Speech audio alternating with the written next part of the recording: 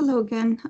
So this is the final lecture in this mini series. So this is ML104, Architecting GenAI Systems, and so this is a reminder that the tech and ML serve the business, right? So it has to be linked to the use case. It has to be the proper tool for the use case. So the first question to ask is AI/ML the right tool for the job?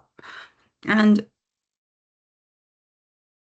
whether it's ML, AI, analytics, tech, they're all tools to solve problems, but you have to choose the right tool. ML and AI are pretty powerful, but not, well, if you have a hammer, I guess everything looks like a nail, but ideally you would choose the finest tool for your job. So any repeating task in a system is worth automating. If that task is deterministic, you know the rule, you know the system formula like we just saw in the previous lecture, then you can automate that with a software system, with DevOps, with rule-based systems. If, however, the task involves cognition or reasoning or a pattern you don't understand, then that's where ML comes in. And again, anytime you have data, then ML is an option, like I said in the previous lecture, but it really shines when there is change, when there's scale, and when there's complexity. Okay, but again, you just have to look at what your use case is, what are your possible options, and if ML is your best option. Now that you've chosen AI or ML, you have to choose whether it is predictive ML or GenAI, and we went a little bit over last lecture about when to choose either. This is a reiteration, but here what I want to show is that both in predictive ML and GenAI, you can have custom models that are trained on your own data or a SaaS solution. So this is a pre-trained model. And it could be a pre-trained model that you deploy yourself, or it could be a pre-trained model that is hosted by a provider for you. Either case, I didn't put an extra line here for that, but like we saw in the last lecture, custom models in the GenAI space are very, very costly, so that's unlikely to happen. And predictive ML solutions in general, there are pre-trained models out there, but the majority of cases are usually custom built. And so we said this before, but the main differences to keep in mind is that the model size is very, very different. The training, there is a lot more work in training and data gathering and so on, predictive ML than in GenAI, and that GenAI gives open-ended results, right? And so the predictive, the cases that we see normally, so again, this matrix, you can have predictive ML that is custom, or that ones that are pre-trained, or the ones that are provided by a third entity. And in GenAI, you can have all three as well. But the pattern that we see most in the wild is that GenAI people use a third-party option, an API call. And in the predictive ML space, it's usually custom models. So when I'm talking, I'm going to compare these two. Again, I understand it's not apples to apples. But these are the patterns that we see more often. And again, when I say cost, there's it's a proxy. There is training cost, there is inference cost, and there's total cost of ownership. And of course, there's the cost of having personnel and training personnel and collecting data and so on. But on average, GenAI tends to be more expensive. And so this is again, we've seen some elements of this. The model size is a lot bigger. The initial training investment is a lot bigger in predictive ML. I think this should be clear by now. You have to collect your data, you have to train, you have to have the skill set. So the data availability is required here, whereas it's not in GenAI. The expertise is required, whereas it's not in GenAI, not as much anyway. So the initial investment required for predictive ML is a lot higher than it is for GenAI. So if you have a use case where you really want to hit the ground running and prove value really fast, then GenAI might be a better option for you.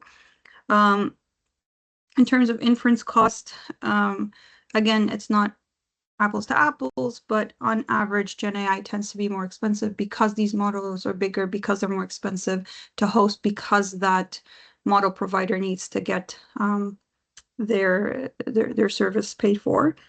In terms of model control, you have a lot more model over a model that is custom to you, that is yours, as opposed to a model that is hosted by somebody else. In terms of deterministic or not, predictive models are a lot more deterministic. Foundational models or LLMs tend to be a lot more probabilistic and less deterministic. And so depending on if you have and I said this before in the lecture, so this is a repeat, if you have a project that is really long term, it's a long project, that it makes sense to use predictive ML because the cost of GenAI is going to catch up with you. Again, if your workload size is really large, again, the cost will catch up with you. So a predictive model might be a better option. And if you have high compliance, then a predictive ML, custom predictive ML model is probably a better choice. You control a lot more than you do with a foundational model. So now this is here we're comparing apples to apples, in that here we're looking at a predictive ML SaaS solution versus a GenAI SaaS solution. So this is document processing. Textract is an AWS service that is a model as a service. It's a pre-trained model. And I'm looking at what it would cost to process about 1 million pages a month with the assumption that there's about 676 words per page. And if I do that on Textract, that gives me about 1,500 USD a month. If I do that on Nova, Bedrock through Nova, it'll cost me about 2,600, which is a 2x roughly. If I do it on Cloud Sonnet, it'll cost me 11,000, right? And so the idea, again, Novas they're surprisingly cheap. I think that's one of their good features, is that they're fairly cheap. But the idea is that if you have a predictive ML model that is pre-trained and does a specific task that you want it to do, that model, again, different environments and different things might vary, but I am willing to make the bet that it'll be cheaper than a GenAI model, simply because of the size and the resources required to host a model. Okay, so we're going to talk a little bit about, so let's say you've decided that ML is a great fit for their use case, and within AI ML, you've decided that GenAI is a better fit for your use case. So let's say you need to show your stakeholders really fast value, and so you don't have really a lot of time to think about custom models. There isn't a pre-trained model that does exactly what you want it to do, but an LLM does it for you. So that's you've decided that hypothetically that GenAI is the thing for you. Let's architect a system. And so what I'm going to show you here is a series of conceptual diagrams. So they abstract the main building blocks in a system and how they are connected. There are many different tools that can fit into these blocks. So when I say a RAG system, there's many different ways. There's a million ways to roam. There's a million ways to build that system in technical terms, but it serves the same function. And so I'm trying to help you abstract all of the important building blocks. And so the main point of this exercise is really to get a high-level view of the system. And it's very important to understand what the function of that service is, or that piece, that component, what the pros and cons of having it are. And then once you get that and you decide that that component is important to the system, you can go in and dig into the technical implementations, what tools fit into that or serve that function, and how you would implement that. That is beyond the scope of this particular call. I'm just looking at conceptual big component diagrams. But I think within, if you're taking the GenAI free bootcamp, then you're going to have some opportunities to do that work. Okay. So GenAI architecture ground zero is a model call. By the way, these series are not exactly, but they are based on the book AI Engineering by Chip Huyen. I really enjoyed that book. I like both her books actually, so it's a really good resource. The first book, which is Designing Machine Learning Systems, that talks more about predictive ML, and this one, Gen AI Engineering, talks about generative AI. Okay, so at the heart of a Gen AI system is a Gen AI model. We're going to call it a generation model, and so let's say we're using text here, so it's an LLM. And the way the system works is you've got the model here. The user sends in a query. Again, we call this a prompt, and then gets a response, which in the field is called a completion. Okay, gets a response, which is a completion.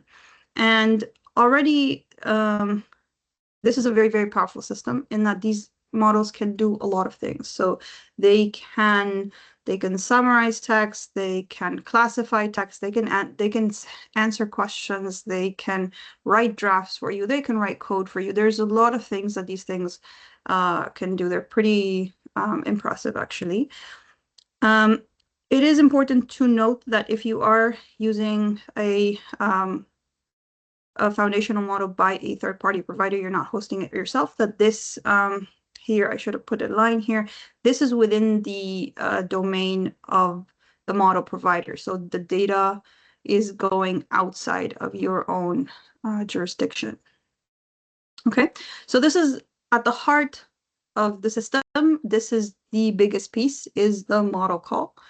Now, like I said in previous lectures, these models are very big. They have a lot of encoded information, and what you're looking for is a particular answer or some sort of query that you're looking at or information. And really, it's like looking at for a needle in a haystack. And so what you want to do is you want to give that model more information and more context for it to be able to help you the best way. And so that's where the anatomy of a prompt comes in. So I'm not going to go through this in detail because we already did in previous lecture. If you've missed it, please go back. But the idea is that a prompt, of course, is the input. Like I said, prompt engineering is the process of editing the input or formulating the input or formatting it to drive the desired output. And the prompt itself, as at the heart of it, is a question, a query, what it is that you want the task, what task do you want the model to do?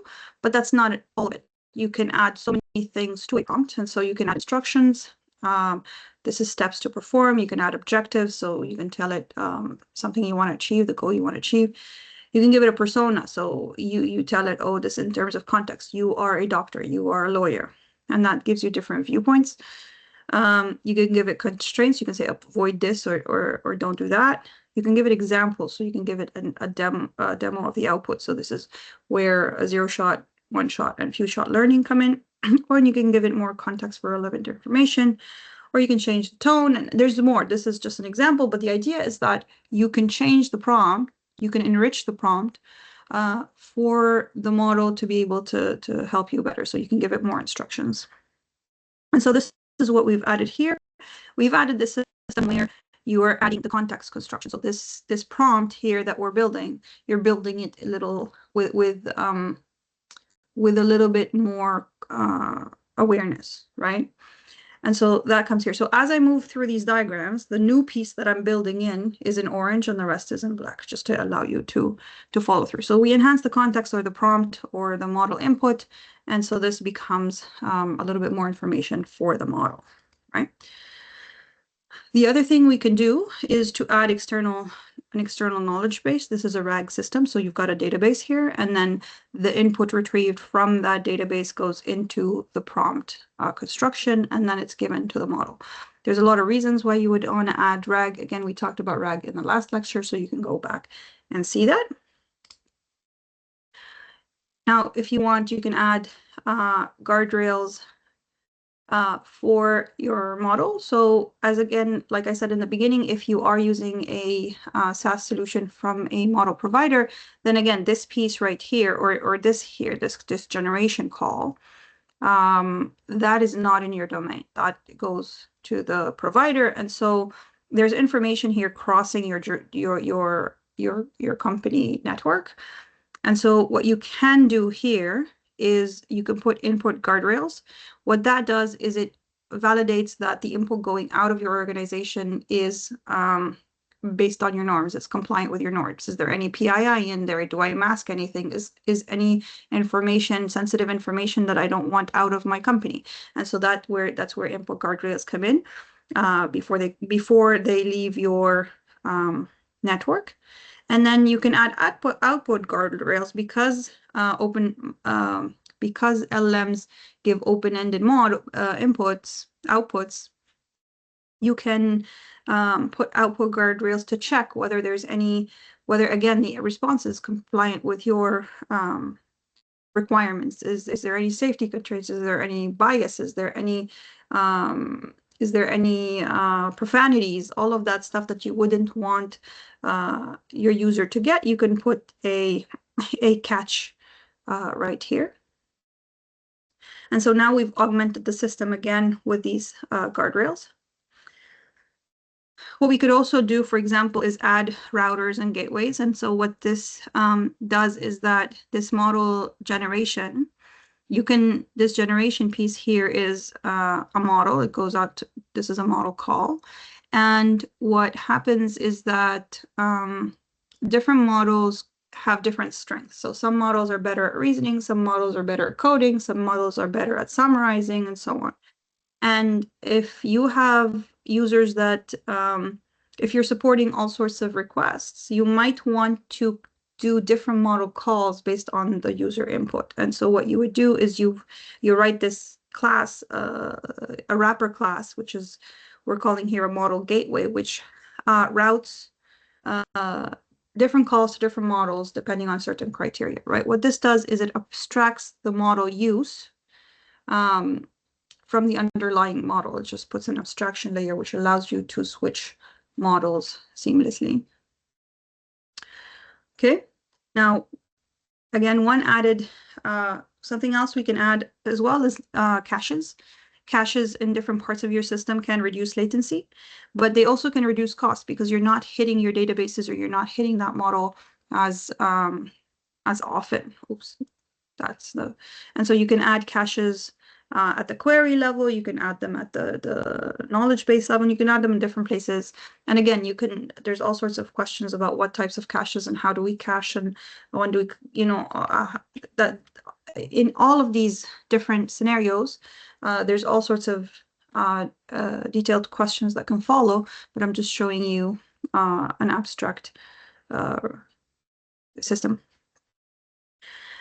And so you can also add functionality with agents. So you can add agents that do various things. And then you can add all sorts of interesting, it is a software system at the end of the day, right? You would want to follow best practices. You add authentication, authorization, state and session management, monitoring and observability, pipeline orchestration, human feedback. There's so many other things that you can add to make this this system production ready. But what I wanted to show you is, had I shown you this, I hope this is now understandable or seemingly digestible, but had I shown you this from the very beginning, it could have potentially looked intimidating. What I want to encourage you is to really look at everything you look at online, all the different diagrams from this lens, from the conceptual lens, and try to understand what the component is, which bucket does it fit into, what does it do, and then not to really get bogged down with the technology. The technology changes really fast, and it's moving super fast, but what you really need to have is an overview of the system and the components. Okay, and that is it. I hope the series was useful. If you have any questions, let me know. I am going to release the slides with the Jupyter notebooks. I think that's it. Yeah, the slides in the Jupyter notebooks. Hope this was useful.